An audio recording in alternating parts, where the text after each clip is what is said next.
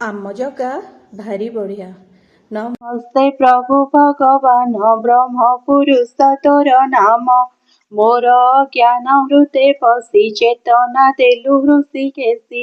ହେ ପ୍ରଭୁ ନିଜ ତେଜ ତୋର ଅନନ୍ତ ଶକ୍ତି ଅଗୋଚର।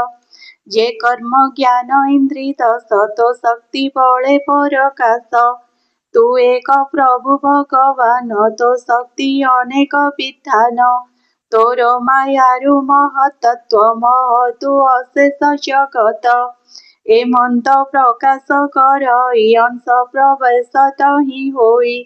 ସଗୁଣ ପ୍ରାୟ ତୁ ପ୍ରକାଶୁ ଯେ ସନେ କାଷ୍ଠ ବିଭାବସୁ। ବ୍ରହ୍ମା ଯେ ଜଡ଼ ରୂପେ ଥିଲା ତୋ ପାଦେ ଶରଣ ପଶିଲା। ତୋ ଠାରୁ ଲଭି ଉପଦେଶ ଦେଖିଲା ତୋ ରୂପ ଅଶେଷ। ଧର୍ମାର୍ଥ କାମ ମୁଖ୍ୟ ଫଳ ତୋହର ଚରଣ କମଳ।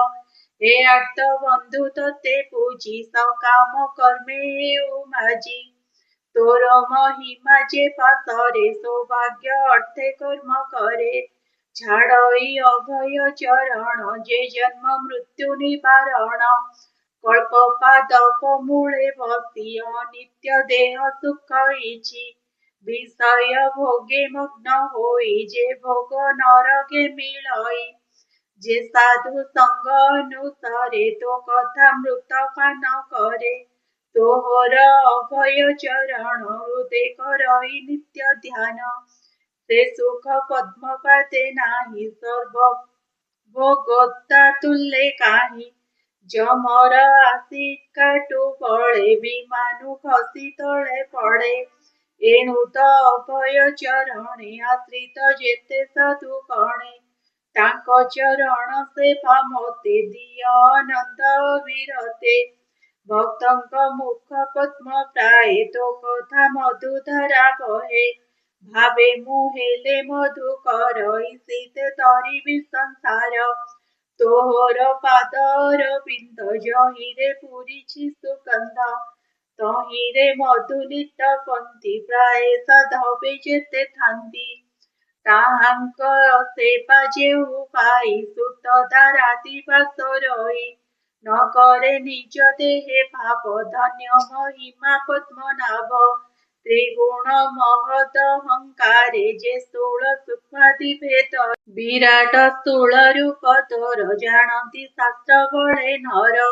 ତୁ ନିଜ ବ୍ରହ୍ମ ରୂପ ଜାଣ ବାଦରେ ନୁହଇ ପ୍ରମାଣ। ତାହା ଜାଣେ ଯେ ଭକ୍ତ ଜନ ନିବୃତ ହେଲେ ଅଭିମାନ। ତୋ ରୂପ ବଳେ ମହାବାହୁ ତା ସଙ୍ଗେ ମୋର ସଙ୍ଗ ହେଉ। କଳ୍ପାତେ ଅଖିଳ ଭୁବନ ତୁ ଗର୍ଭେ ରଖି ଭଗବାନ। ଅନନ୍ତ ଶଯ୍ୟାରେ ନିଦ୍ରିତ ନାଭି ତୁ ସ୍ୱର୍ଣ୍ଣ ପଦ୍ମ ଜାତ। ସେ ପଦ୍ମ ବ୍ରହ୍ମାର ସମ୍ଭବ ନମସ୍ତେ ନାରାୟଣ ଦେବ। ତୁ ନିତ୍ୟ ମୁକ୍ତ ଶୁଦ୍ଧ ରୂପୀ ଆତ୍ମା ପୁରୁଷ ସର୍ବବ୍ୟାପୀ। ତୁ ତିନି ଗୁଣ ଅଧୀଶ୍ୱର ଆଦି ପୁରୁଷ ନିରାକାର। ତୁ ବୁଦ୍ଧି ସାକ୍ଷୀ ନିରଞ୍ଜନ ସକଳ ଯଜ୍ଞ ଅନୁଷ୍ଠାନ। ସୃଷ୍ଟି ପାଳନ ସଂହାରଣ ତୁ ଜୀବ ଠାରୁ ବିଲକ୍ଷଣ। ଏ ବିଦ୍ୟା ଆଦି ନାନା ଶକ୍ତି ଉଦ୍ଧବ ତୋଠାରୁ ହୁଅନ୍ତି। ବିଶ୍ୱଭାବନ ବିଶ୍ୱରୂପ କେବଳ ଆନନ୍ଦ ସ୍ୱରୂପ। ଅନାଦି ଅଖଣ୍ଡ ଅନନ୍ତ ଶରଣ ଗଲି ରଘୁନାଥ। ମୁଁ ତୋର ପଦ୍ମ ପାଦେ ଭଜି ସଂସାର ଭୋଗେ ପୁଣି ମଜି। ତୁ ଅନୁଗ୍ରହ ମତେ କର ବାଳକ ପ୍ରାୟ ରକ୍ଷା କର। ଏ ମନ୍ଦ ବହୁବିଧ ସ୍ତୁତି ସଂକଳ୍ପ ଚିତ୍ତେ ଧ୍ରୁବ ଚିନ୍ତି। ନିବିଡ଼ ଭକ୍ତି ଭାବେ ପୁଣି ଦର୍ଶନ କରି ହେଲା ତୁନି। ତା ଭକ୍ତି ଭାବ ସ୍ତୁତି ଶୁଣି ହସି ବୋଲନ୍ତି ଚକ୍ରପାଣି। ଧ୍ରୁବ ତୋହର ସଂକଳ୍ପିତ ଯାହା ମୁଁ ଜାଣେ ତୋର ଚିତ୍ତ। ତତେ ମୁଁ ଦେବି ଏହୁ ପର ବ୍ରହ୍ମା ଇନ୍ଦ୍ରଙ୍କୁ ଅଗୋଚର। ଗ୍ରହ ନକ୍ଷତ୍ର ଚକ୍ରପନ୍ତି ଜ୍ୟୋତିଷ ଚକ୍ର ପରେ ସ୍ଥିତି। ଯେମନ୍ତ ବଳିବର୍ଦ୍ଧ ଗଣ ମେରିରେ ହୁଅନ୍ତି ବନ୍ଧନ। ତେନେ ଜ୍ୟୋତିଷ ଚକ୍ରେ ବସି ବ୍ରହ୍ମ ଅଛନ୍ତି କଳ୍ପବାସୀ। ତ୍ରୈଲୋକ୍ୟ ପ୍ରଳୟର କାଳେ ସେ ସ୍ଥାନେ ରହେ ସୁନିଶ୍ଚଳେ।